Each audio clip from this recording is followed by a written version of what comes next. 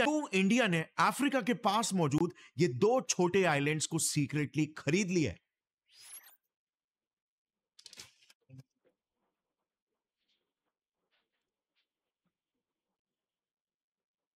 साल 2006 US naval institute में एक रिपोर्ट पब्लिश होती है जिसने सभी के होश उड़ा दिए। रिपोर्ट में लिखा था कि मॉरिशस इंडिया को अपने ये दो आइलैंड्स नॉर्थ और साउथ अगेलेगा लीज यानी कि किराए पर देने वाला है। अब अगेलेगा आइलैंड्स अफ्रीका के ईस्ट में मौजूद दो आइलैंड्स का एक आर्किपेलागो है जो कि मॉरिशस की सॉवरेन टेरिटरी है और इसीलिए इस आइलैंड को इंडिया लीज पर लेने वाला है। यह खबर सुनते ही सभी वेस्टर्न देशों के कान खड़े हो गए क्योंकि वो ये जानते थे किसी भी टेरिटरी का लीज एग्रीमेंट यूजुअली 100 सालों का होता है, जितने वक्त में तो किराएदार वहां का मालिक ही बन जाता है। नाउ कट टू 2012, मॉरिशस के फॉरेन मिनिस्टर ने भी ऑन रिकॉर्ड ये कहा कि उन्होंने इंडिया के सामने एक ऑफर पेश किया है जिसमें वो एक टैक्स डील के बदले में इंडिया को अगेलेगा आइलैंड देने वाले हैं। अब यहां तक भी सभी देशों का गेसवर्क ही चालू था कि फिर आती है ये न्यूज कि इंडिया मॉरिशस में $250 मिलियन का एक सीक्रेट प्रोजेक्ट बिल्ड कर रहा है। Al Jazeera's I unit discovers that a secret base is being built. There's no real reason why this island would be developed. They've got an apron built on it too, which is basically the parking lot for planes. India, as well as Mauritius, want to keep the true purpose of the construction a secret.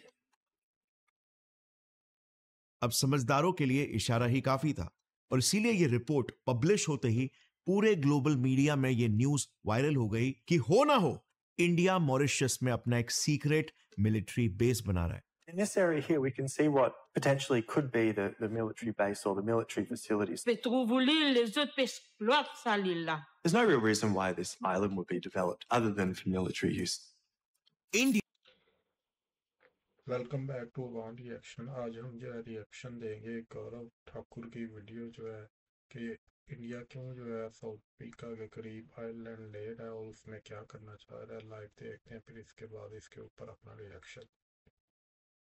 उनके अगेलेगा islands पर कब्जा कर रहा है, जैसे विश्व के सबसे बड़े सुपर पावर अमेरिका ने डिएगो गार्शिया आइलैंड पर कर रखा है, फ्रांस ने रियूनियन आइलैंड पर कर रखा है और यूके ने जिब्राल्टर पर।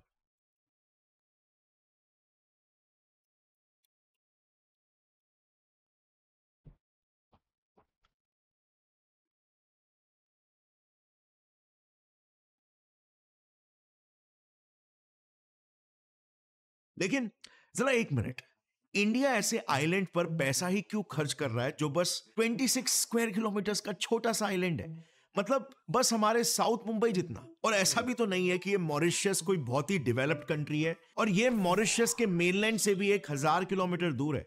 इनफैक्ट मॉरिशस से अगेलेगा पहुंचने में ही 2 दिन लग जाते हैं। ये देखना, ये एमवी ट्रोकेटिया नाम की एक शिप है जो 3 महीनों में सिर्फ एक ही बार अगेलेगा पहुंचती है सारे सप्लाईज डिलीवर करने के लिए। ना ही यहां पर कोई होटल है, ना ही कोई रिसोर्ट, पूरा आइलैंड घने जंगल से भरा हुआ है। यहां पर अगेलेगन कबीले के सिर्फ 300 आदिवासी रहते हैं जो अपना गुजारा बस मछली पकड़कर या नारियल की खेती करके करते हैं, यानी इकोनॉमिकली भी ये आइलैंड कुछ खास रेवेन्यू जनरेट नहीं करता। सो जाहिर है ये बात किसी को भी सोचने पर मजबूर कर देगी कि इस इतने अंडर डेवलप्ड आइलैंड पर इंडिया $250 मिलियन क्यों खर्च कर रहा है। ऐसा कौन सा प्रोजेक्ट बना रहा है, वो भी इतने सीक्रेटिवली, दुनिया की नजरों से छुपाकर, कि जब मॉरिशस के प्रधानमंत्री जुगनॉट से कहा गया कि इस अगेलेगा प्रोजेक्ट का एग्रीमेंट पब्लिक कर दो, तो उन्होंने साफ मना करते हुए यह बोला कि नहीं, ऐसा नहीं हो सकता क्योंकि इसमें एक ऐसा क्लॉज है जो हाईली कॉन्फिडेंशियल है और इंडिया नहीं चाहता कि वो जनता के सामने आए।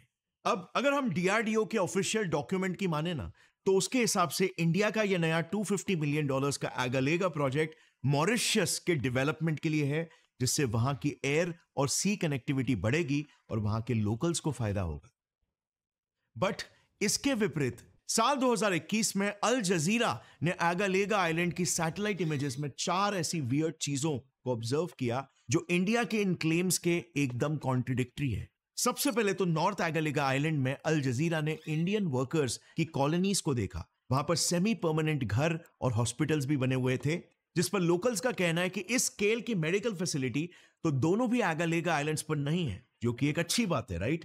मगर सबसे स्ट्रेंज बात तो यह है कि अल जजीरा के हिसाब से यह पूरा एरिया अगेलेगा के लोकल्स के लिए ऑलमोस्ट एक रिस्ट्रिक्टेड जोन है, यानी कि वहां पर लोकल्स को एंट्री नहीं है। अब आमतौर पर ऐसे रेस्ट्रिक्शंस मोस्टली मिलिट्री जोन्स पर ही लगते हैं ना। सो इस एरिया को क्या कहा जाए? ऑल्सो डीआरडीओ के रिपोर्ट के हिसाब से ये प्रोजेक्ट मॉरिशस के डेवलपमेंट के लिए, वहां के लोकल्स की भलाई के लिए बन रहा है, तो उन्हें ही वहां पर एंट्री क्यों नहीं दी जा रही? दूसरी बात, आप खुद सैटेलाइट इमेजेस में देख सकते हो, आपको 3 किलोमीटर लंबा एक रनवे और डीप वाटर जेटीज दिख जाएंगे। बट प्रॉब्लम यह है कि मॉरिशस, इस पूरे देश के पास सिर्फ छोटे ही प्लेन्स हैं जो कि 1 किलोमीटर से भी कम वाले रनवेज पर आराम से उतर सकते हैं। प्लस जैसे मैंने बताया, एगालेगा आइलैंड्स पर सिर्फ 300 लोग ही रहते हैं, तो आखिर इंडिया ने वहां पर जरूरत से 3 गुना बड़ा रनवे आखिर क्यों बना रखा है? अगेन, क्या एगालेगा पर $250 मिलियन खर्च करके यह प्रोजेक्ट वहां के लोकल्स के डेवलपमेंट के लिए बनाया जा रहा है, या फिर इन आर्टिकल्स में वाकई में कुछ सच्चाई है? क्योंकि इस प्रोजेक्ट के सैटेलाइट इमेजेस में एक और एक वियर्ड चीज स्पॉट हुई है। ये हैंगर देखो। हैंगर मिलिट्री की भाषा में बेसिकली एक एयरक्राफ्ट के पार्किंग स्टेशन को कहा जाता है, जहां पर मिलिट्री एयरक्राफ्ट और जेट्स को स्टोर और रिपेयर करके उन्हें फ्लाइट रेडी बनाया जाता है। मगर प्रॉब्लम यह है कि एगालेगा पर इंडिया ने जो हैंगर बनाया है 180 फीट लंबा और 200 फीट वाइड है। अब पहली बात तो मॉरिशस के पास कोई एयरफोर्स ही नहीं है, और एयरक्राफ्ट, वेल, उनके पास इंडिया द्वारा ही दिए गए डॉर्नियर 228 प्लेन्स है, जो एक्चुअली में बहुत छोटे चार्टर फ्लाइट जैसे होते हैं। सो आखिर इंडिया ने इतना बड़ा हैंगर किस वजह के लिए वहां पर बनाया हुआ है? वेल, डिफेंस एक्सपर्ट्स के हिसाब से इस हैंगर का डायमीटर इंडिया के एक स्पाई प्लेन P-8I पोसाइडन से बिल्कुल मैच करता है। यस, स्पाई प्लेन, जैसे हम इंडियन ओशन रीजन में सर्वेलेंस यानी कि दूसरे देशों के नेवल मूवमेंट्स पर जासूसी करने के लिए इस्तेमाल करते हैं। P-8I पोसाइडन पर लगे हाईटेक रेडार सिस्टम्स हवा में ही कम्युनिकेशंस को टैप करते हैं, और इनका सबसे यूनिक फीचर यह है कि ये प्लेन्स एंटी सबमरीन वॉरफेयर भी कर सकते हैं, यानी कि ये समुद्र के नीचे छुपी हुई सबमरीन्स को तक डिटेक्ट करके उन्हें तबाह करने की ताकत रखते हैं। और एगालेगा आइलैंड पर सिर्फ इस प्लेन का हैंगर ही नहीं दिखा है, बल्कि P-8I प्लेन भी दिखी है। रिसेंटली BBC ने जब उसी आइलैंड का एक फोटो लीक किया, तो उसमें हमारा स्पाई प्लेन साफ दिख रहा था। सो कहीं ना कहीं ये सारे सबूत एक ही तरफ इशारा कर रहे हैं। हाई चांसेस है कि यस, वाकई में इंडिया मॉरिशस के एगालेगा आइलैंड पर अपना खुद का एक नया सीक्रेट मिलिट्री बेस बना रहा है। लेकिन अनफॉर्चुनेटली एगालेगा आइलैंड के लोकल्स इस बात से बिल्कुल भी खुश नहीं है। वो तो इंडिया के इस $250 मिलियन के प्रोजेक्ट का विरोध कर रहे हैं। आखिर क्यों?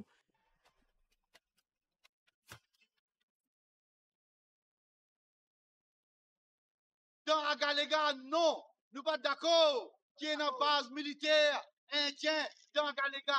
ये समझने के लिए ना, चलो थोड़ी देर के लिए एगालेगा के ईस्ट की तरफ इस डिएगो गार्शिया आइलैंड पर आते हैं।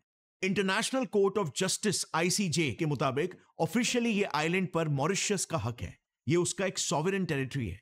मगर 1965 में यूके ने इस आइलैंड को इंडिपेंडेंस देने से इनकार कर दिया था, और फिर 1966 में यूके ने यूएसए को डिएगो गार्शिया आइलैंड लीज पर दे दिया, वहां के लोकल शेगोसियान पॉपुलेशन के कंसेंट के बगैर, ताकि अमेरिका वहां पर अपना एक मिलिट्री बेस बना सके। आज तक भी इस आइलैंड पर अमेरिकन मिलिट्री मौजूद है, और उन्हें इस आइलैंड की स्ट्रेटेजिक लोकेशन से बहुत फायदा मिल रहा है। 1990 के गल्फ वॉर में उन्हें फायदा मिला, 2001 के अफगानिस्तान इन्वेजन में और 2003 के इराक इन्वेजन में यूएस बॉम्बर्स ने यहीं से टेक ऑफ किया था। मगर वहां के लोकल्स को इससे क्या ही मिला? अमेरिकन ने वहां पर कदम रखते ही सबसे पहले डिएगो पर रहने वाले वहां के लोकल शेगोसियान पॉपुलेशन को जबरदस्ती वहां से निकलवा दिया, और इसके बाद 1971 में यूएस ने एक लॉ पास करके यहां पर किसी भी लोकल की एंट्री को परमानेंटली बैन कर दिया। आज आप सोचना, वहां पर एक भी नेटिव आइलैंडर नहीं है, एक भी नहीं। और शायद यही डर एगालेगा की ट्राइबल पॉपुलेशन को भी सता रहा है कि इंडिया एगालेगा को अगला डिएगो गार्शिया ना बना दे। Si depuis avant nous dans la petite nous ça nous dans dia comme nous j'en parce que moi digo gauche et la petite t'en nous perdu nous il pour faire que nous après On peut trouver l'île, les autres exploitent ça l'île là. Mais nous, en tant que citoyens que nous nés là-bas, nous pas capables de nous l'île. देखो, एक बात तो for sure है कि India और America, इन दोनों भी देशों के फंडामेंटल वैल्यूज एक दूसरे से बहुत ही डिफरेंट है, और इसीलिए इस विषय पर कुछ भी ओपिनियन फॉर्म करने से पहले इस वीडियो को एंड तक जरूर देखना, क्योंकि हाँ, ये जरूर सच है कि वहां के कुछ लोकल्स इंडिया के इस नए आगालेगा प्रोजेक्ट से डरे हुए हैं, मगर ऐसा क्यों है कि इसके बावजूद मॉरिशियन सरकार खुद हंसी खुशी इंडिया के इस प्रोजेक्ट को एक्सेप्ट कर रही है?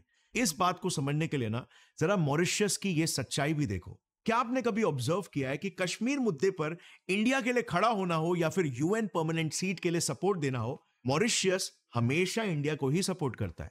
Mauritius reaffirms its unflinching support for India's bid for a permanent seat at the United Nations Security Council. आप उनके किसी भी प्राइम मिनिस्टर, गवर्नमेंट ऑफिशियल्स या ब्यूरोक्रेट्स के इंटरव्यू को देख लो, वो हमेशा इंडिया की तारीफ करते हुए ही मिलेंगे। In the 1990s, India was a country with a closed economy. And look now where India has come.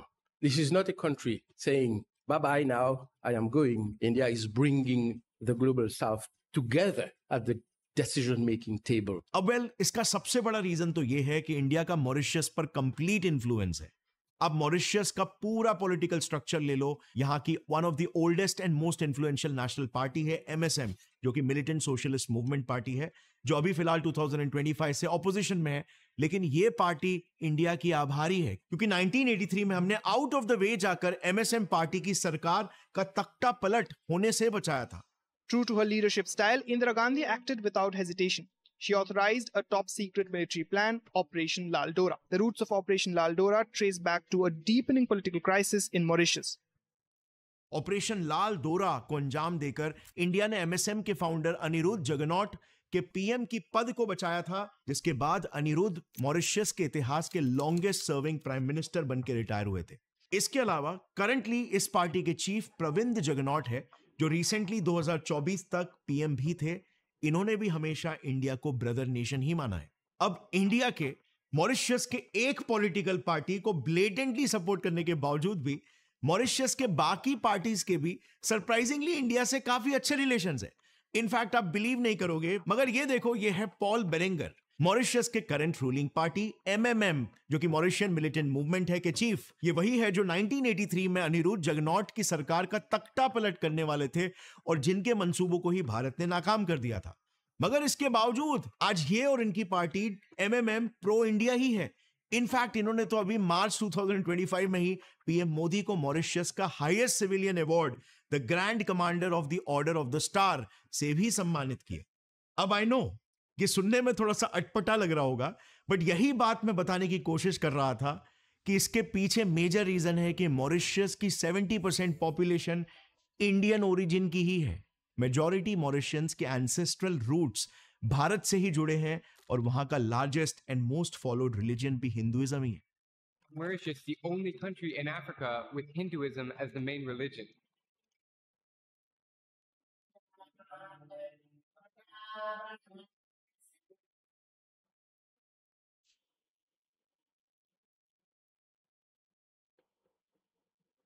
और इसीलिए क्योंकि मॉरिशस की जनता इस प्रो इंडिया, ये एक बड़ा रीजन है कि वहां के सभी पॉलिटिकल पार्टीज का भी इंडिया के प्रति एक फेवरेबल स्टैंस रहता है। ऑफ कोर्स इसके अलावा मॉरिशस ट्रेड, डेवलपमेंट प्रोजेक्ट्स और डिफेंस एक्सपोर्ट्स के लिए भी इंडिया पर हेवीली डिपेंडेंट है। इनफैक्ट ये कहना बिल्कुल भी गलत नहीं होगा कि मॉरिशस के सभी मेजर डेवलपमेंटल प्रोजेक्ट्स में कहीं ना कहीं इंडिया का ही बड़ा हाथ है। मॉरिशस में जो 90% मेट्रो नेटवर्क है ना, वो इंडिया ने ही बनाया है। ENT hospital, supreme court, civil service college, forensic lab, हजारों घर और कम्युनिटी सेंटर्स इंडिया ने ही बना के दिए। खुद CIA की वेबसाइट बता रही है कि इंडिया मॉरिशस का प्राइमरी डिफेंस पार्टनर है। और ये कुछ भी नहीं है, पिछले 10 सालों में इंडिया ने मॉरिशस को $1000 मिलियन का सॉफ्ट लोन और $400 मिलियन ग्रांट में भी दिया है। बेसिकली इंडिया ने मॉरिशस को बनाने में जो भी वो आज है, बहुत ज्यादा कंट्रीब्यूट किया है और अभी भी कर रहा है। और इसीलिए वहां की जनता में एक स्ट्रॉन्ग प्रो इंडिया फीलिंग है। बट इन सब के अलावा इंडिया का सबसे मेजर इंफ्लुएंस है मॉरिशस के ब्यूरोक्रेटिक सिस्टम पर। देखो, सरकारें बदल सकती है, पब्लिक के सेंटिमेंट्स भी चलो ऊपर नीचे हो सकते हैं, मगर सबसे मजबूत चीज जो एक देश में दशकों तक टिकी रहती है, वो है उस देश का ब्यूरोक्रेटिक सिस्टम, देश का एडमिनिस्ट्रेटिव सिस्टम, जो लिटरली किसी भी देश की रीढ़ की हड्डी होती है। अब जरा इन्हें देखना, यह है मॉरिशस के नेशनल सिक्योरिटी एडवाइजर NSA, जो पूरे देश के एक्सटर्नल डिफेंस और इंटरनल स्टेबिलिटी संभालते हैं। मगर इस पोजीशन पर बैठे शख्स आप बिलीव नहीं करोगे, फॉर्मर रॉ ऑफिसर कुमारेसान इलांगो है, यानी कि ये इंडियन है।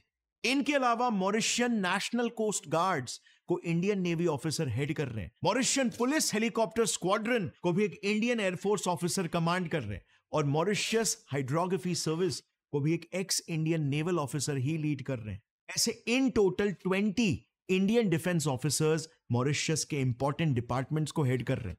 और सबसे बड़ी बात यह है कि ये सारे ऑफिसर्स डेप्यूटेशन पर है, मतलब इन्होंने इंडियन सर्विस को छोड़ा नहीं है, सिर्फ वो ट्रांसफर होकर वहां पर मॉरिशस में गए हैं। और शायद यही वजह है कि मॉरिशस को लिटिल इंडिया कहा जाता है। अब सवाल यहां पर यह आता है कि इंडिया सालों से अपने इस छोटे भाई की मदद क्यों कर रहा है? यार, इंडिया में ही इतने तमाम प्रॉब्लम्स है, तो किसी दूसरे देश की मदद क्यों करना? Well, and the reason is क्योंकि ये मिनिएचर आइलैंड एगालेगा इंडिया को एक बहुत बड़ी जियो स्ट्रैटेजिक एडवांटेज दे रहा है। ये मैप को जरा देखना, ये है अफ्रीका का मोजाम्बिक चैनल, जो कि एक बहुत ही इंपॉर्टेंट एरिया है, क्योंकि यहीं से पूरे ईस्ट अफ्रीकन देशों का ट्रेड गुजरता है। इस चैनल में नेचुरल गैस का भंडार है, और सुएज कैनाल के बाद यही इकलौता रूट है जो वेस्टर्न कंट्रीज को एशिया से जोड़ता है। अब 2021 में जब एवर गिवन शिप की वजह से सुएज कैनाल ब्लॉक हो गया था, तभी सारे शिप्स इसी लोकेशन से जा रहे थे। और अभी एगालेगा की लोकेशन को देखना, एकदम मोजाम्बिक चैनल के ओपनिंग पर ही है। इस आइलैंड की मदद से इंडिया एकदम चोक पॉइंट पर खड़ा है। ये एडवांटेज ना ही रियूनियन आइलैंड से फ्रांस को है और ना ही डिएगो गार्शिया से यूएस को है। ये बिल्कुल वैसा ही चोक पॉइंट है जैसे मेलाका स्ट्रेट पर निकोबार आइलैंड है, और जो हम जानते हैं चाइना की सबसे बड़ी वीकनेस है। और इसीलिए इंडिया ये जानता है कि अगर एगालेगा आइलैंड उसके पास होगा तो वो 3 मेजर स्ट्रेटेजिक ऑब्जेक्टिव्स आसानी से पूरा कर सकता है। सबसे पहला, एस्पियोनाज लिसनिंग पोस्ट। साल 2022 मॉरिशस टेलीकॉम के सीईओ शेरी सिंह ने रिजाइन कर दिया। वजह, पूरे मॉरिशस में internet connection Baie du Jacotet submarine cable station की वजह से मिलता था। मगर सीईओ शेरी सिंह के एलिगेशंस थे कि मॉरिशस के देन पीएम प्रविंद जगनॉथ ने पर्सनली ऑर्डर्स दिए कि उन्हें Baidu Jacotet submarine cable station पर इंटरनेट मॉनिटरिंग इक्विपमेंट इंस्टॉल करने दो।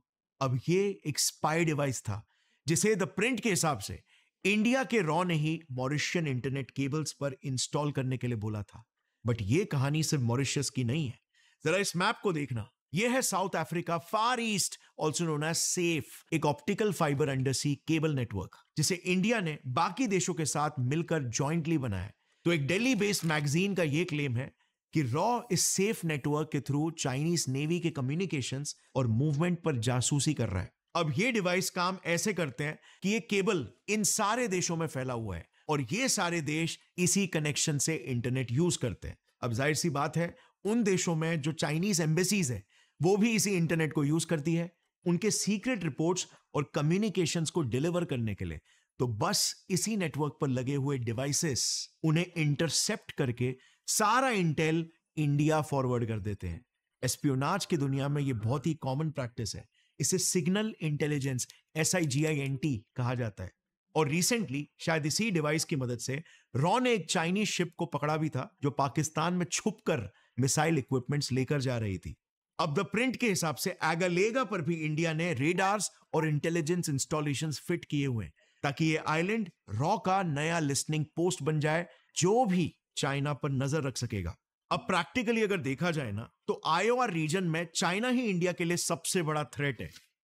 China wants to become a true blue water navy. Chinese spy ship is destined for Hambantota in Sri Lanka. It's expected to dock in the Sri Lankan port. China has deployed an attack submarine in the Indian Ocean. Threat is real. China now has the world's largest navy. It has over 60 submarines and big ambitions to control sea lanes from the Indian Ocean to the Pacific.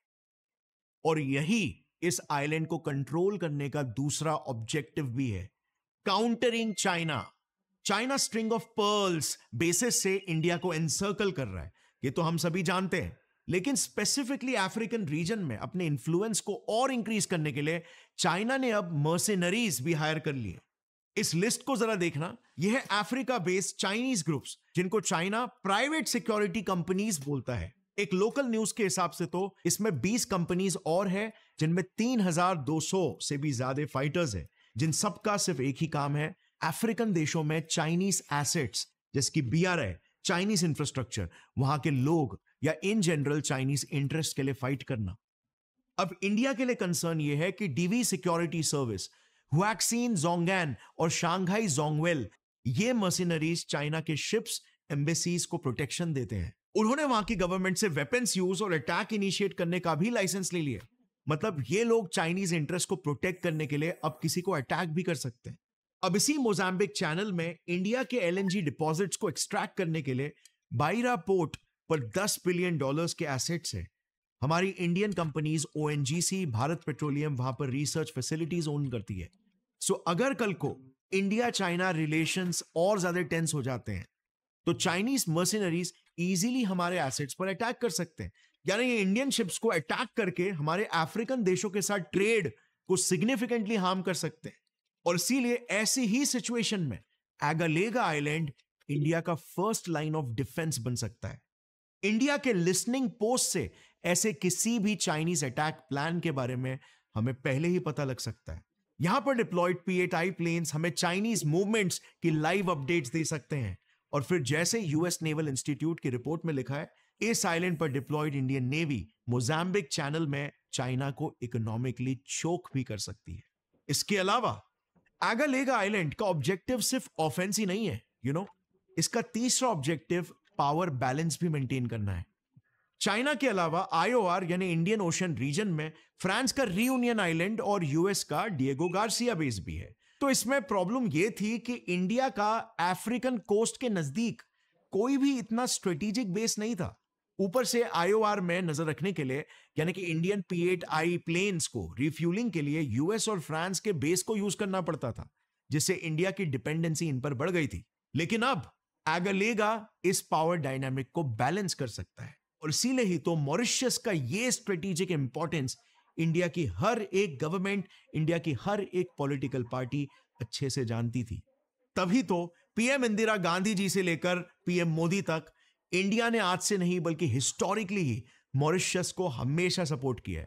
वरना क्यों ही हम किसी एक छोटे से 35 साल पहले ही आजाद हुए देश में इतना इंटरेस्ट ले?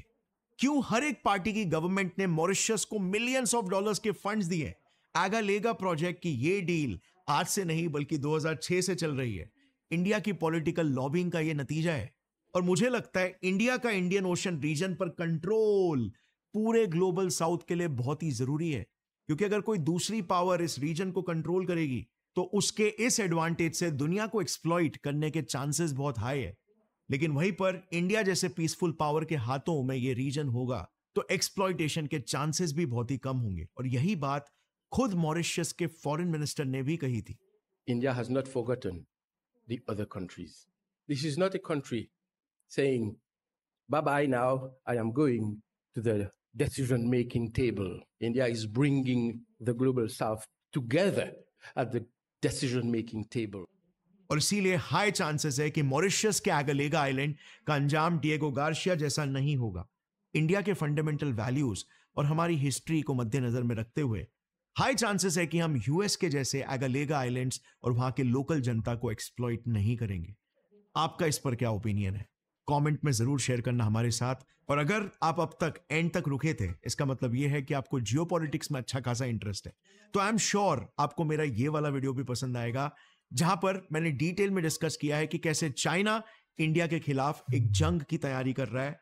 हिमालयाज में कुछ ऐसे सीक्रेट बेसेस बना रहा है जिसके बारे में हर इंडियन को पता होना चाहिए। So do check it out. मिलते हैं अगले वीडियो में, तब तक के ये आपने देखा आज का रिएक्शन किस तरह इंडिया जो है अपने पाँव फैला रहा है अफ्रीकन कंट्री के पास जो है वो किस तरह आइलैंड्स पे अपनी नेवल बेसिस बना रहा है ताकि जो है ना कनेक्टिविटी जो चाइना की है वर्ल्ड वाइड जो है ना उसके सी रूट्स हैं उसको जो है ना चोक कर सके। सारे चोकिंग पॉइंट्स जो है उसके ऊपर अपनी मिलिट्री बेसिस बना रहा है। और ये जो है ना चाइना को जो है ना वो उकसा रहा है कि वो जो है ना फ्यूचर में जो है ना इंडिया को सीरियस थ्रेट ले, जिसका नुकसान फिर एक दिन इंडिया को ही वो करना पड़ेगा। इसलिए इन चीज़ों को जो है ना ये जो डिफेंस स्ट्रेटजीज होती हैं इनको जो है ना मीडिया या टीवी के ऊपर नहीं बनाया जाता, इनको जो है ना क्लोज डोर जो है ना ये सारी स्ट्रेटजीज और जो है ना डिफेंस एनालिस्ट बैठ के हर चीज़ को गौर करके हर चीज़ को मद्देनजर रख के चीज़ें करते हैं। इस तरह जो है ना ख्याली पुलाव और जो है ना बैठ के जो है आप दुनिया फतह करने कैमरे के सामने दुनिया फतह नहीं कर सकते। Okay, see you letter.